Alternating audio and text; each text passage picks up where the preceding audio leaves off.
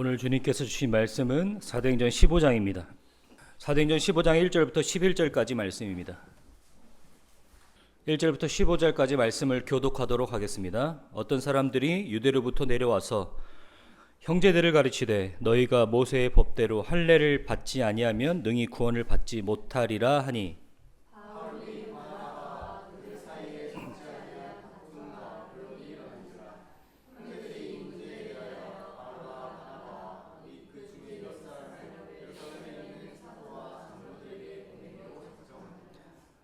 그들이 교회의 전송을 받고 베니게와 사마리아로 다니며 이방인들이 주께 돌아온 일을 말하여 형제들을 다 크게 기쁘게 하더라.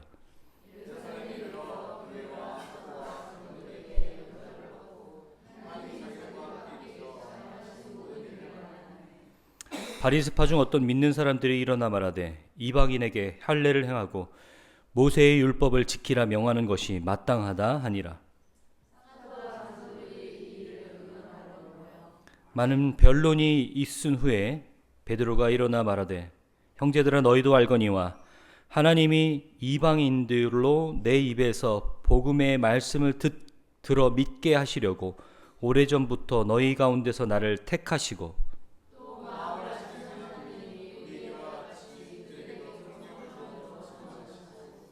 믿음으로 그들의 마음을 깨끗이 하사 그들이나 우리나 차별하지 아니하셨느니라.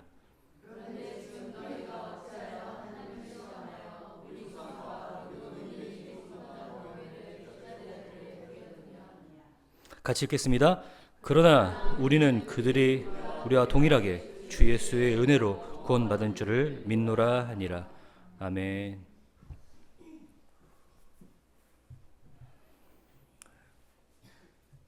제가 예전에 신학교에 들어갔을 때 저희 신학교에는 기독교 관련 학과들만 4가지 정도가 모여 있었던 학교입니다.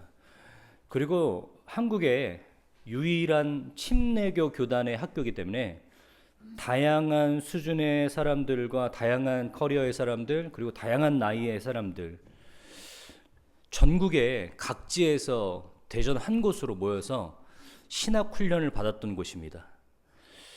침례교 특성상 개교의 자율성을 인정하는 교단의 특성이 있기 때문에 제가 신학교에 갔을 때 어떤 특이한 이색적인 장면을 보게 되냐면 분명히 한 교단에서 전국 각지에서 모인 한 교단의 교인인데 그리고 신학생들인데 좀 교제를 하다 보니까요 교회의 문화와 풍습이 굉장히 다양하더라고요. 굉장히 여러 가지 교회는 다 우리 교회 같이 이럴 때 이렇게 하고 저럴 때 저렇게 하고 뭐 1년에 성찬식은 몇 번 하고 뭐 이런 건 줄 알았는데 너무나 교회마다 참 다양하더라고요. 네, 그런 것들도 처음엔 이상했지만 뭐 웃어 넘길 수 있는 일입니다. 하지만 다양하다 못해 나중에는 어떤 걸 보게 되냐면 교회마다 구원론이 달라요. 교회마다 구원론이 달라요. 소위 말해 목사님들이 말씀하시는 어떻게 해야 구원받는지에 대한 말씀들이 교회마다 달라요. 근데 이거는 웃어넘길 수 있는 일은 아니거든요. 어떻게 해야 구원받는다라는 이야기가 교회마다 다르다라는 것은 둘 중 하나는 틀렸다는 얘기입니다. 아니면 교단이 제대로 감시와 조정의 역할을 잘 못하고 있는 것인가요?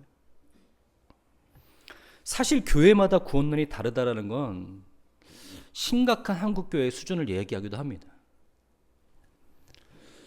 여러분 다시 한번 이 자리를 빌어서 말씀드리지만 개혁주의 정통신앙을 갖고 있는 이 개신교회는요 교회와 교단을 떠나서 구원론은 같아야 됩니다. 장로교든 침례교든 감리교든 성결교든 천주교만 아니면 구원론은 똑같아야 돼요. 그런데 참 웃지 못할 그런 다양함을 볼 때 이상하면서 씁쓸합니다. 알고 보니까요, 목사님들마다 신앙을 가져온 환경과 자라온 환경이 다르다 보니까 각자 가지고 있는 강요점이라는 게 있잖아요. 내가 신앙생활을 해보니까 이런 것들이 너무 중요해 라고 생각하시는 것들이 개인적으로 있으실 겁니다. 근데 그런 것들을 하나의 교리로 만들어서 모든 회종들에게 강요하는 그런 문화가 있더라고요. 예를 들어 내가 구원받았는데 어떻게 해서 구원받았냐면 매일 아침에 큐티 하다 보니까 구원받았어요. 예를 들어 그러면 큐티 안 하면 구원 못 받아요. 이렇게 돼버리는 거예요. 내가 아주 어렸을 때부터 11조 꼬박꼬박 했습니다. 그러니까 하나님께서 내 정성 보시고 나 구원받았어요. 예를 들어 그러면 여러분 구원받으려면 11조 해야 됩니다. 이런 웃지 못할 이야기들을 하시는 거예요. 뭐 제가 예를 들어서 이렇게 가볍게 얘기하지만 정말로 개교에서 말씀하시는 그 목사님들의 이야기는 우리가 들으면 정말 그런 것 같아요. 정말 구원받으려면 그래야 되는 것 같아 라고 들리는 아주 중요하고 민감한 이야기들이죠. 오늘 설교 잘 들으시고 정말로 우리가 구원에 있어서 어떻게 이해하고 있는지 다시 한번 좀 점검해 보실 수 있길 바랍니다. 오늘 이야기의 흐름은 이렇습니다. 14장이 지난주에 끝났는데요. 14장은 바울의 1차 선교 여행의 마지막 장면을 다룹니다. 루스드라에서 바울이 복음을 이방인들에게 전하게 되죠. 그러니까 그 이방인들이 바울과 바나바를 신으로 섬기려고 합니다. 그러니까 그들이 바울과 바나바가 옷을 찢으면서 그들을 막습니다. 그리고 복음을 전합니다. 그러자 그들을 비시디아 안디옥에서부터 쫓아왔던 유대인들 몇 명이 사람들을 선동해서 바울과 바나바를 죽을 때까지 돌로 칩니다. 우리가 그 장면까지는 다루지 않았는데 14장 마지막은요. 바울이 죽을 때까지 돌을 맞아요. 그래서 사람들이 그가 죽었는 줄 알고 성 밖으로 버립니다. 얼마 후가 되었을까 바울이 죽지 않았던 거예요. 그래서 일어나서 다시 그 성 안으로 들어가. 비록 그 성 안에는 자기를 돌로 쳤던 사람도 있지만 누구도 있습니까? 자기로 인해서 제자가 됐던 사람도 있는 거예요. 그러니까 저 같으면 안 그랬을 것 같은데 일어나서 다시 그 성으로 들어갑니다. 그래서 자기로 인해서 제자가 되었던 사람들에게 마음을 굳게 하라라고 당부하고 다시 안디옥으로 돌아오게 됩니다. 안디옥에 돌아오면 안디옥 교회가 자기를 파송했기 때문에 뭘 하게 됩니까? 선교 보고를 하게 되겠죠. 자기가 선교하는 동안에 이런 일들이 일어났다. 복음의 확장이 어떻게 일어났다. 이런 것들을 보고합니다. 바울과 바나바는 어떤 것들을 보고하겠습니까? 복음이 어떻게 해요? 이방인들로 인해서 이방인들에게 전파되어 그 이방인들이 복음을 받아들이고 성령을 받았다. 그 이야기를 하게 됩니다. 안디옥 교회는 이방인들이 복음을 받아들이고 하나님의 자녀가 됐다라는 말을 듣게 됩니다.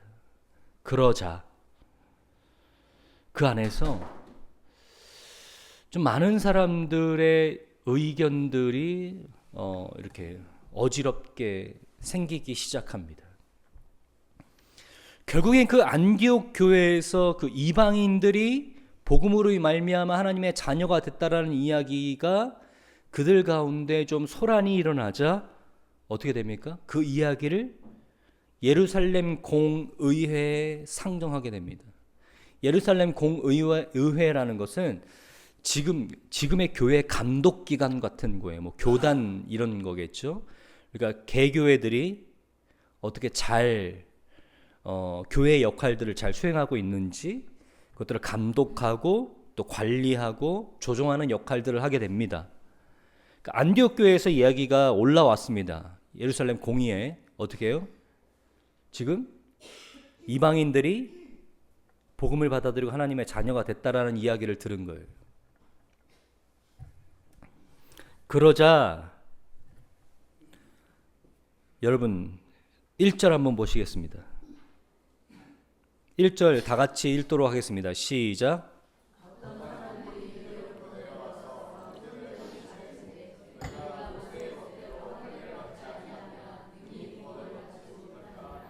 네, 여러분 보셨죠?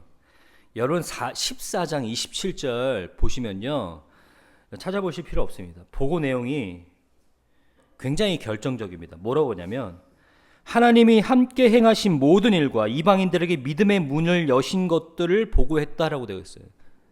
하나님께서 함께 행하신 모든 일, 그러니까 이방인들에게 믿음의 문을 여셨다라고 되어 있어요. 하나님께서 이방인들에게 믿음의 문을 여셨다. 믿음의 문이 열렸다. 그래서 이방인들이 들어왔다. 그런데 불과 얼마 지나지 않아 15장 1절에 지금 뭐가 있는 거예요? 이 문이 다시 닫힐 위기를 처해 있습니다. 어떤 사람들이 안디옥에서부터 내려와서 문 앞에서 조건을 세웁니다. 할례 없이는 구원 없다. 하나님께서 여신 문을 누군가가 닫으려고 하고 있습니다. 할례 없이는 구원 없다. 할례는요, 모세 때부터 하나님께서 언약과 함께 말씀하신 거예요. 하나님의 자녀라는 증거를 할례를 통해서 증명하라라는 거죠. 그래서 이스라엘 백성들은 할례를 받게 됐습니다. 그래서 이방인들을 뭐라고 하냐? 할례 받지 않은 족속이라고 얘기를 해요. 그러니까 할례는요, 그들이 유대인이라는 정체성의 대표성을 가진 이야기예요. 유대인이면 할례 받은 사람, 그 정체성의 대표입니다. 그러니까요, 지금 오늘 이 안디옥으로 내려왔던 이 유대인들, 어떤 사람이 유대로부터 내려와 라고 하니 이 어떤 사람들, 특히 유대인들은요, 어떤 사람입니까? 하나님을 믿고 예수 그리스도로 말미암아 복음을 받은 사람들입니다. 복음을 받고 구원받은 사람들이에요. 그런데 이들 가운데 어떤 이야기가 나오냐면 이방인들이 구원받기 시작하자 그 이방인들에게 할례를 받게 해라라는 거예요. 할례를 받게 해라. 왜 할례를 받게 하라는 거예요? 왜 할례를 받게 하라는 걸까요? 할례를 받게 해서 그들의 구원을 완성시켜라라는 거예요. 다시 말해서 그들이 구원 받았다고? 아직 아니야. 아직 아니야. 할례를 받아야 완성되는 거야 라고 얘기하는 거예요. 여러분, 이 말이 우스꽝스럽게 들리시죠? 이상하게 들리시죠? 아니, 이 사람들이 과연 구원받은 사람들 맞아? 무슨 할례를 받아야 구원을 완성한다고요? 그런데요, 이 우스운 이야기가 이때에서 끝나지 않고 사도행전에 보면 다시 2차 공회가 열리고, 그리고 더 넘어서 지금까지도 교회 안에서 복음을 어지럽게 하는 가장 대표적인 문제입니다. 다시 말씀드릴게요. 오늘 이 15장은요, 사도행전에서 경첩에 해당한다고 신학자들이 얘기합니다. 그러니까 경첩은 뭡니까? 문과 문틀을 연결하는 고리죠. 그러니까 오늘 이 예루살렘 공회를 기점으로 해서 많은 변화가 일어나는데, 특히 뭡니까? 유대인들 안에서 복음이 일어났던 문제들이 오늘 이 이야기를 통해서 다시 한번 화두가 되고 정리가 되는데, 오늘 이 문제는요, 여기서 끝나지 않아요. 정리된 것 같아 보이지만 사실은 계속해서 교회 안에서 다시 일어나게 되는, 들풀처럼 다시 언제 사라진 것 같은데 다시 일어납니다. 다시 일어나요. 다시 일어나요. 갈라디아서에 보면 뭐라고 얘기해? 바울이 인사하자마자 막 버럭 승질을 냅니다. 갈라디아 교인들에게 이 율법으로 말미암아, 아니 이 예수 그리스도를 믿음으로 말미암아 그 구원받는다는 이신칭의 행위가 다시 율법으로 말미암아 훼손되고 있단 말이에요. 그러니까 얼마 지나지 않아서 갈라디아 교인들, 그러니까 1차 선교 여행을 다녔던 지역이 갈라디아 지역이에요. 그 사람들이 이 거짓 교사로 인해서 율법주의가 들어오기 시작하는 거예요. 그러니까 오늘 이 이야기 같은 것들이죠. 그러니까요, 바울이 화가 납니다. 무슨 말입니까? 오늘 이렇게 정리해도 다시 그렇게 된다고, 다시. 1세기 때 이렇게 시작됐던 문제들이요, 지금 교회에서도 다시 일어나요, 다시. 어떤 이야기입니까? 구원론이 다르다고요. 어떻게 해야 구원받는다라는 그 구원의 그 내용이 각기 다르다고요. 사도 바울이 로마서의 사도행전에 그렇게 귀에 못이 박히게 했던 믿음으로 말미암아 구원받는다라는 이야기, 그거 부정하지 않습니다. 그런데 거기에 자꾸 뭘 보태요. 자꾸 뭘 보태요. 할례 이야기가 우스꽝스럽게 들리십니까? 할례 이야기만 안 나올 뿐이죠. 지금도 교회 안에서는요, 믿음의 조건을 자꾸 만들어요. 예수를 믿음으로 말미암아 구원받는 건 맞는데, 그래도 이거를 보태서 완성시켜야 된다고 얘기를 해요. 몬사주의자들은 성령 받아서 완성시키는 거 얘기하고, 또 복음주의권에서는요, 좀 더 보수적으로 뭐라고 했냐면 어떤 행위를 보태기 시작하죠. 어떤 행위를 보태기 시작해요. 예를 들어 주제권 구원이라는 말이 있습니다. 주제권 구원. 여러분 한번 성경 말씀 보실래요? 오늘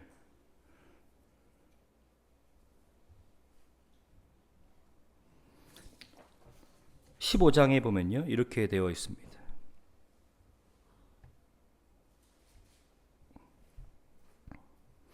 10절입니다.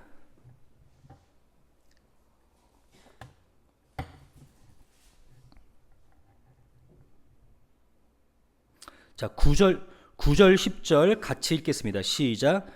믿음으로 그들의 마음을 깨끗하게 하사.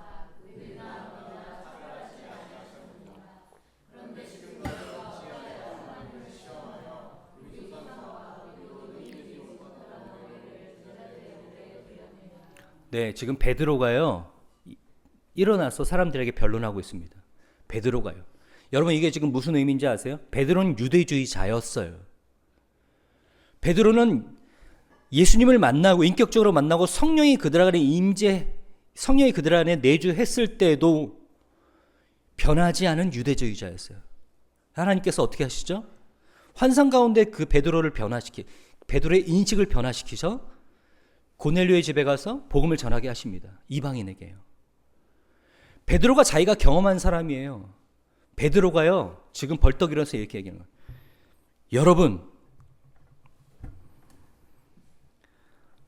어찌하여 하나님을 시험하여 우리 조상과, 잘 보세요, 우리 조상과 거기에 모두 포함해 우리도 능히 매지 못하던 멍에를 제자들의 목에 두려느냐. 여러분, 이게 무슨 말인지 아세요? 여러분, 주제권 구원이라는 게 있어요. 이게 뭐냐면요, 잘 들어보세요. 제가 풀어서 설명해 드릴게요.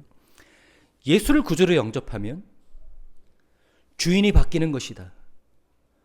내가 이전에 내 삶의 주인이었다가 하나님께서 내 안에서 주인 행세하시는 것이다. 이게 주제권 구원이에요. 여러분, 틀린 말 하나도 없어 보이죠? 네, 말은 틀린 거 없어요. 그런데 이 주제권 구원을 주장하는 사람들은요, 곧 어떻게 되냐면 주인이 바뀌었잖아요. 그러면 그 다음부터 결정과 생각과 모든 것들이요, 하나님의 말씀과 하나님께 합당한 모든 일들을 행해야 됩니다. 어떻게 들리세요? 주제권 구원을 사전 설명하는 데는 별로 이상하게 이상하게 들리지 않으시죠? 그런데 그 뜻을 풀이하면 이런 거예요. 주인이 바뀌었으니까 나는 다른 사람이에요. 나는 이전에는 나를 위한 결정과 생각과 행동을 했던 사람인데, 내가 더 이상 주인이 아니기 때문에 나는 어떻게 결정하고 생각하고 행동합니까? 내 안에 주인으로 말미암아 행동하고 결정하고 생각해요. 결단해요. 이게 주재권입니다.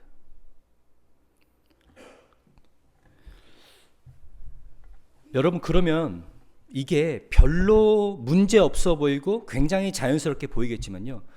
여러분, 그러면 어떻습니까? 여러분, 만약에 제가 지금 이 설명한 것들이 뭐 문제 없다, 나도 그렇게 믿고 있다, 고백한다, 그것이 나도 구원이라고 생각한다라고 생각하는 분 한번 생각해 보세요. 그러면 여러분, 모든 생각과 모든 결정 다 그렇게 하십니까? 다 그렇게 하세요? 모든 생각과 모든 결정들, 모든 행동들이 하나님 앞에서 한 점 부끄러움 없이 행동하고 생각하십니까?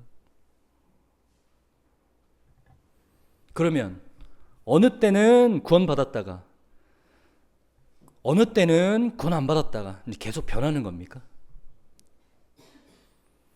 자, 여기에 더 붙여서 말씀을 드릴게요. 자, 구원의 조건을 만드는 사람들이 있어요. 할례처럼요. 할례는요, 여러분, 우리는 문화가 다르니까 어색하게 들리겠지만 이 사람들한테는 목숨과 같은 일이에요. 할례는 몇천 년을 걸쳐서 자기의 전통, 자기들의 전통이라고요. 여러분, 교회 전통 뭐 있습니까? 뭐 강대상, 장의자, 뭐 피아노. 여러분, 그거는 견줄 것도 안 돼요. 할례는요, 수천 년 동안 이들의 역사고 이들의 정체성이고 이들 그 자신이에요. 유대인 그 자신이에요. 근데 예수 믿었다고 한순간 쓰레기통에 버려야 된다니까요. 아, 쓸모없어 이렇게 해버리면. 그러니까요, 버렸는데 예수를 믿고 나서 다시 생각해보니까 좀 주워오는 거예요. 아니, 그래도 이거 중요한 거 아니야? 그 우리 조상 모세를 통해 하나님께서 약속하신 건데 이거 중요한 거 아니야? 다시 슬쩍 끼워 넣습니다. 그래서 어떤 걸 만들어요? 예수 그리스도를 믿는 믿음 플러스 할례 만드는 거예요. 여러분들도 조건을 붙이는 사람들도요, 그 조건 한번 들어보세요. 굉장히 좋은 겁니다. 굉장히 우리 신앙생활의 핵심적인 걸 얘기를 해요. 그런데 그 어떤 것도요, 아무리 핵심적인 신앙의 핵심적인 부분을 이야기하더라도요, 복음에 섞는 순간 여러분 그 복음을 무효화하게 만드는 겁니다. 어떤 신약학자가 이런 얘기하더라고요. 제가 굉장히 인상 깊어서 가져왔어요.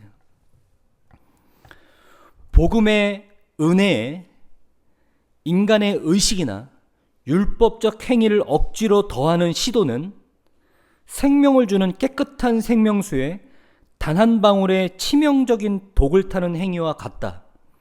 아무리 신선하고 훌륭한 생수라 할지라도 독이 섞이는 순간 그것은 사람을 살리는 물이 아니라 파멸로 이끄는 독배가 된다.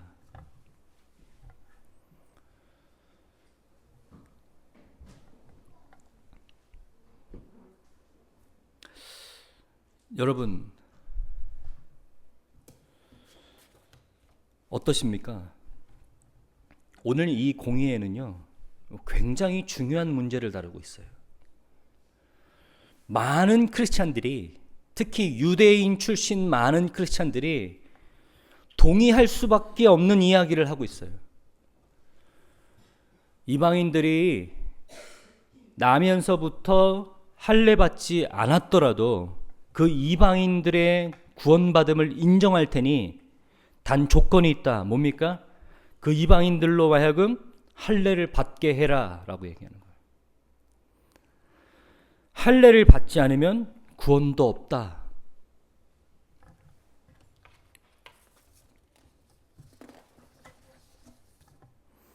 여러분, 오늘 이 이야기에 바울과 베드로와 야고보가 변론합니다. 바울과 베드로와 야고보. 바울과 베드로는 물론이요, 야고보는요, 예수님의 동생이죠. 그러니까 이들은요, 철저한 유대주의자였던 사람들이에요. 오늘 이들 앞에서 변론하는 사람들은 이 세 명입니다.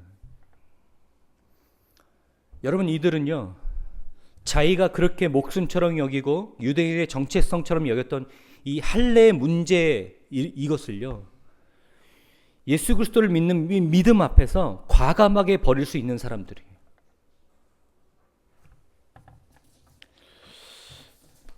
여러분, 이 문제를 다루고 있는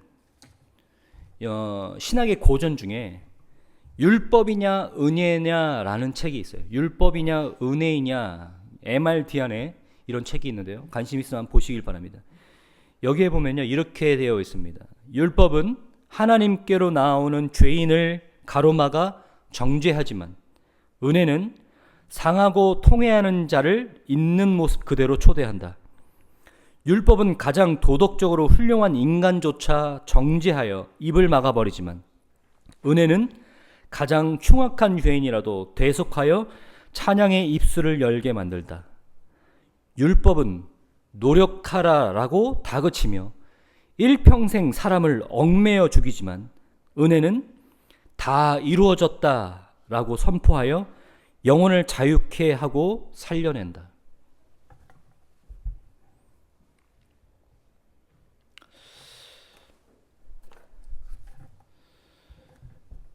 여러분, 아직도 교회 안에서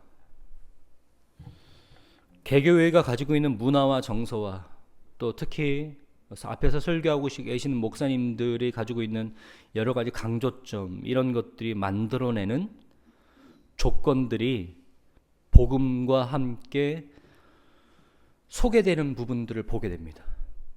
이것이 복음이야 라고 얘기하면서 예수를 믿는 믿음 외에 다른 것들을 추구하는 것들을 보게 됩니다. 목회자로서, 복음의 수호자이자 구원받은 한 사람으로서 참 안타깝고 가슴 아픈 현실입니다. 1세기 초대교회 때부터 일어났던 일들이 갈라디아 교회를 넘어서 지금까지도 교회 안에서 복음을 어지럽게 하고 있다는 것은 참 인간이 얼마나 미련하고 완악하며, 참 우리가 복음을 정말로 순수성 있게 늘 다시 한번 생각하고 깨닫고 교육하며 다시 한번 되새겨야 된다는 것을 알게 됩니다. 여러분들에게 부탁합니다. 예수를 믿는 그 믿음 외에 다른 어떤 것도 하나님의 자녀가 되는 조건은 없습니다. 뿐만 아니라 하나님과 나와의 관계를 유지하는 데 있어서 믿음으로 말미암아 의롭게 됐다라는 것 외에 다른 어떤 것도 존재하지 않습니다. 제 이런 구원론은 철저하게 성서에 근거한 구원론이요,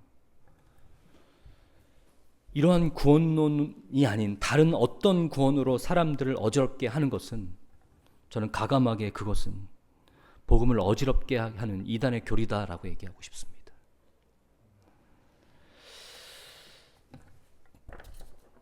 여러분은 어떻게 생각하십니까? 누군가 구원을 받았는데 그 사람의 행위를 보면서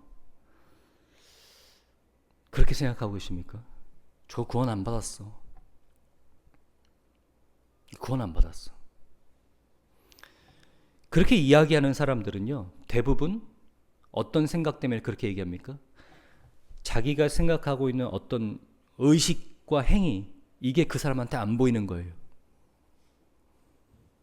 그 사람한테 안 보여요. 그래서 그렇게 결론 내립니다. 그러니까 뭐 여러 가지 문제가 될 수 있겠죠. 여러 가지 이야기가 될 수 있겠죠. 자기는 구원받은 사람들은 이런 행위가 반드시 따라와야 된다고 생각합니다. 그런데 어떤 사람들은 그런 모습이 없단 말이에요. 그래 놓고서 구원받았다고 한단 말이에요. 그러면 뭐라 그러냐면, 저 구원 안 받았어, 이렇게 얘기합니다. 여러분, 그렇게 하는 것이 정말로 위험한 거예요.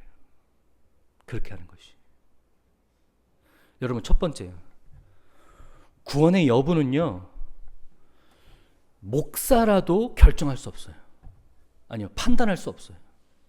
근데 그런 권한을 저한테 주신 적이 없어요. 하나님이. 구원의 여부는요, 하나님만 판단하시는 거예요. 두 번째, 뭘 보고 그렇게 판단하는 겁니까? 뭘 보고 그렇게 판단하죠? 어떤 사람은 이렇게 얘기해요.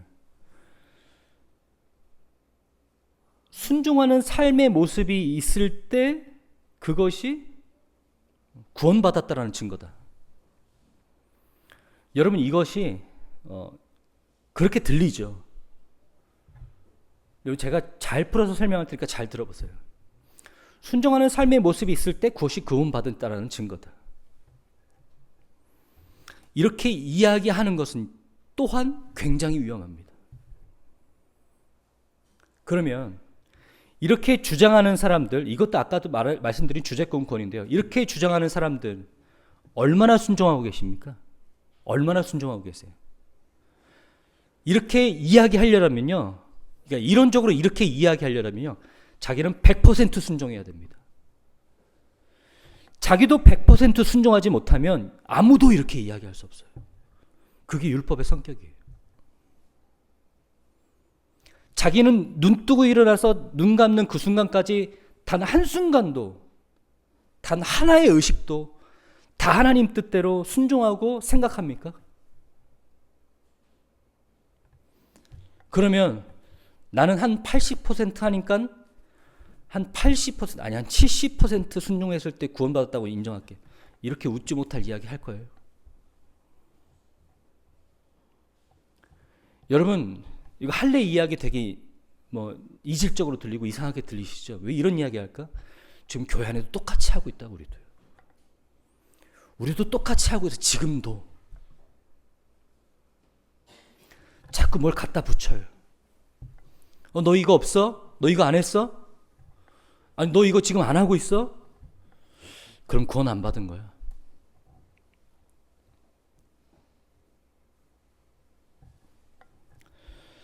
누구도 예수를 믿는 믿음 외에 어떠한 조건에 자유로울 수 있는 사람은 없어요.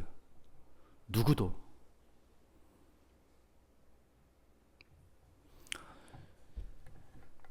자기가 나름대로 강조하고 싶은 거 그거 하나 들이밀면서 자기를 따르는 사람들의 성도의 신자들의 머리 위에 다시 멍에를 씌우는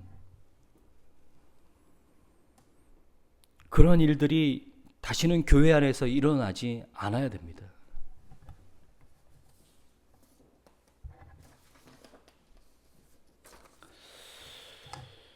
여러분, 구원받은 하나님의 백성이 됐다라는 것은 값없이 주어지는 은혜로 말미암아 죽어서 지옥에 갈 수밖에 없는 죄인이 자기 스스로 그 신분을, 그 상태를 벗어날 수 없는 그 진노의 자녀, 본질상 진노의 자녀인 그 죄인이 하나님으로 말미암아 은혜를 선물로 받아 값없이 의롭다함을 얻어 하나님의 자녀가 되었다는 사실을 선포하고 인정하고 받아들이는 거예요. 그것을 믿는 거예요. 그것을 믿음으로 말미암아 내가 너를 의롭게 여기겠다라고 하나님께서 인정하시고 인치시는 거예요. 그렇게 값없이 의롭다함을 받은 그 하나의 존재가 그 사랑에 감격하여 그 사랑에 감동되어 자기의 삶을 하나님께 드리겠다라고 선언하고 헌신하고 순종하는 게 신앙입니다.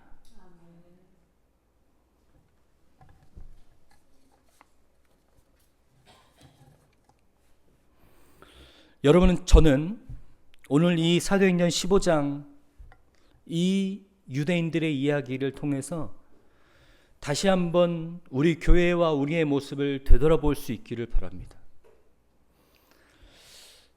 여러분, 자신과 형제, 다른 형제들을 향해서 어떻게 바라보고 계십니까? 그러면서 속으로 이렇게 생각하십니까? 저가 아직 구원 못 받았네. 저 구원 받았다고 얘기하는데 내가 볼 때는 아니야.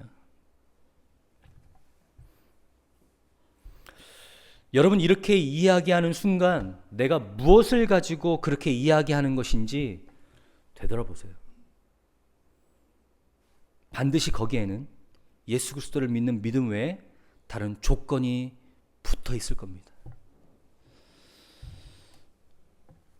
여러분, 그렇게 생각하는 순간 나와 나를 비롯한 다른 형제들에게 다시 그 멍에를 씌우고 올가매며 생명수의 치명적인 독을 타는 듯한 복음을 어지럽히고, 아니요, 복음을 어지럽힌다기보다 복음을 전면 부인하게 만드는, 어떻게 표현하고 싶냐면 어떤 신학자가 표현했던 건데요, 십자가에 못 박히신 예수를 끌어내리는 행위죠.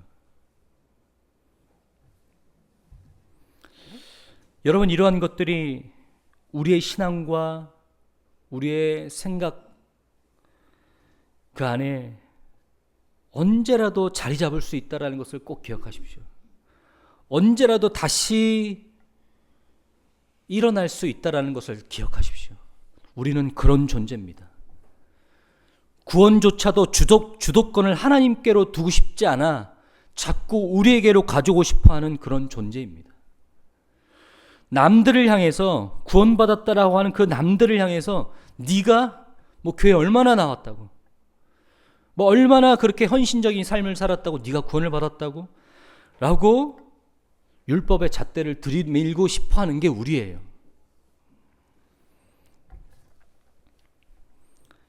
여러분, 1세기 교회사부터 시작됐던 이 문제가 다시 우리 교회에 일어나지 않기를